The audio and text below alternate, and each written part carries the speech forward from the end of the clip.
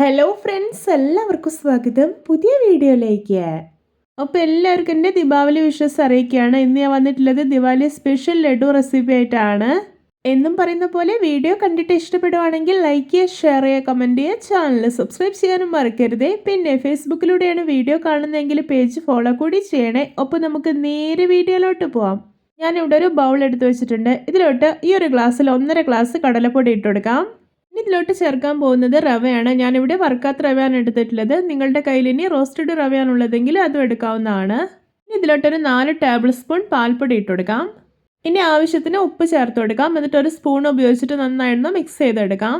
ഇനി ഇതിലോട്ട് കുറേശ്ശായിട്ട് വെള്ളം ഒഴിച്ചു കൊടുക്കാം. എന്നിട്ട് ഒട്ടും കട്ടകളൊന്നും ഇല്ലാതെ മിക്സ് ആക്കി എടുക്കാം. ഇപ്പോഴത്തെ മാവ് പെർഫെക്റ്റ് ആയിട്ട് മിക്സ് ചെയ്തെടുത്തിട്ടുണ്ട്. ഇതിൻ്റെ ഒരു കൺസിസ്റ്റൻസി എന്ന് പറയുന്നത് ഓവർ ലൂസ് ആവാനും പാടില്ല, എന്നാൽ ഓവർ ടൈറ്റും ആവരുത്. ഈ മാവ് കൊണ്ട് നമുക്ക് എത്രയും പെട്ടെന്ന് തന്നെ കുഞ്ഞു വടകൾ ഉണ്ടാക്കിയെടുക്കാം. അതിനായിട്ട് ഞാനിവിടെ ഒരു കടായിൽ എണ്ണ ഒഴിച്ച് നന്നായിട്ടൊന്ന് ചൂടാക്കി എടുത്തിട്ടുണ്ട്. ഇനി ഇതിലോട്ട് കുറേശ്ശെ മാവ് ഒഴിച്ചു കൊടുക്കാം. ഇപ്പോഴിതാ വടകളൊക്കെ ഒന്ന് മുരിഞ്ഞു വരാൻ തുടങ്ങിയിട്ടുണ്ട്. ഇനി ഇതെല്ലാം ഒന്ന് തിരിച്ചിട്ട് കൊടുക്കാം.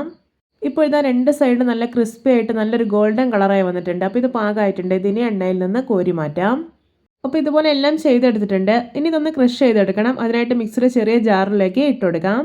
ഞാനിവിടെ 2 ബാച്ചായിട്ടാണ് ക്രഷ് ചെയ്തെടുക്കുന്നത്. ആദ്യം ഇതിലോട്ട് പകുതി ഇട്ട് കൊടുത്തിട്ടുണ്ട്. എന്നിട്ട് ഇതാ ഒന്ന് ക്രഷ് ചെയ്തെടുത്തിട്ടുണ്ട്. ഇനി ഇതൊരു ബൗളിലേക്ക് മാറ്റി കൊടുക്കാം. അപ്പോൾ ഇതുപോലെ സെക്കൻഡ് ബാച്ചിലുള്ളതും ക്രഷ് ചെയ്തെടുത്തിട്ട് ബൗളിലേക്ക് ഇട്ട് കൊടുത്തിട്ടുണ്ട്. ഇത് കൂടുതലായിട്ട് അരിഞ്ഞു പോകരുത്, അത് പ്രത്യേകം ശ്രദ്ധിക്കണം. നമുക്കിത് ചെറിയ ചെറിയ തരികളോടെയാണ് കിട്ടേണ്ടത്. ഇനി ഇതൊന്ന് മാറ്റി വയ്ക്കാം. ഞാനിവിടെ ഒരു കടായി അടുപ്പത്ത് വെച്ചിട്ടുണ്ട്. ഇതിലോട്ട് 3/4 ഗ്ലാസ് പഞ്ചസാര ഇട്ട് കൊടുക്കാം. ഇനി ഇതിലോട്ട് 1 ഗ്ലാസ് വെള്ളം ഒഴിച്ചു കൊടുക്കാം. എന്നിട്ടൊന്ന് ഇളക്കി കൊടുക്കാം. നന്നായിട്ടൊന്ന് തിളച്ച് വരട്ടെ. ഇതിലോട്ട് ഒരു പിഞ്ച് റെഡ് കളർ ചേർക്കുന്നുണ്ട്. ഇത് ഓപ്ഷണലാണ്, നിങ്ങൾക്ക് ഇഷ്ടമുണ്ടെങ്കിൽ മാത്രം ആഡ് ചെയ്താൽ മതി. ഇപ്പോൾ ഇത് പഞ്ചസാരപ്പാനി നല്ലപോലെ തിളച്ചൊന്ന് കുറുക്കി വരാൻ തുടങ്ങിയിട്ടുണ്ട്. ഇനി ഇതിലോട്ട് നമ്മൾ ക്രഷ് ചെയ്ത് വെച്ചിരിക്കുന്ന വടകളുണ്ടല്ലോ, അത് ചേർത്ത് കൊടുക്കാം. ഇനി ഇതിലോട്ട് ഒരു 1 ടേബിൾ സ്പൂൺ നെയ്യ് ചേർത്ത് കൊടുക്കാം. പിന്നെ നല്ലൊരു ഫ്ലേവറിന് വേണ്ടിയിട്ട് 1.5 ടേബിൾ സ്പൂൺ ഏലക്കപ്പൊടി കൂടെ ചേർക്കുന്നുണ്ട്. ഇനി ഇതെല്ലാം നന്നായിട്ടൊന്ന് ഇളക്കി യോജിപ്പിച്ചെടുക്കാം. അപ്പോൾ വളരെ കുറഞ്ഞ ഇൻഗ്രീഡിയൻസ് മാത്രം ഉപയോഗിച്ചിട്ട് വളരെ ഈസി ആയിട്ട് തയ്യാറാക്കാൻ പറ്റുന്ന രുചികരമായിട്ടുള്ളൊരു ലഡു റെസിപ്പിയാണിത്. എല്ലാവരും ഇതുപോലെ ഒന്ന് ഉണ്ടാക്കി നോക്കണേ. ഇതിലോട്ട് കുറച്ച് ബദാം മുറിച്ചത് കൂടെ ഇട്ട് കൊടുക്കുന്നുണ്ട്. എന്നിട്ടൊന്ന് മിക്സ് ചെയ്തെടുക്കുകയാണ്. ഇപ്പോഴത്തെ നമ്മുടെ ലഡു മിക്സ് ഇവിടെ റെഡി ആയിട്ടുണ്ട്. ഇനി ഫ്ലെയിം ഓഫ് ആക്കാം. ഇതിൻ്റെ ചൂടൊക്കെ ഒന്ന് പോകട്ടെ.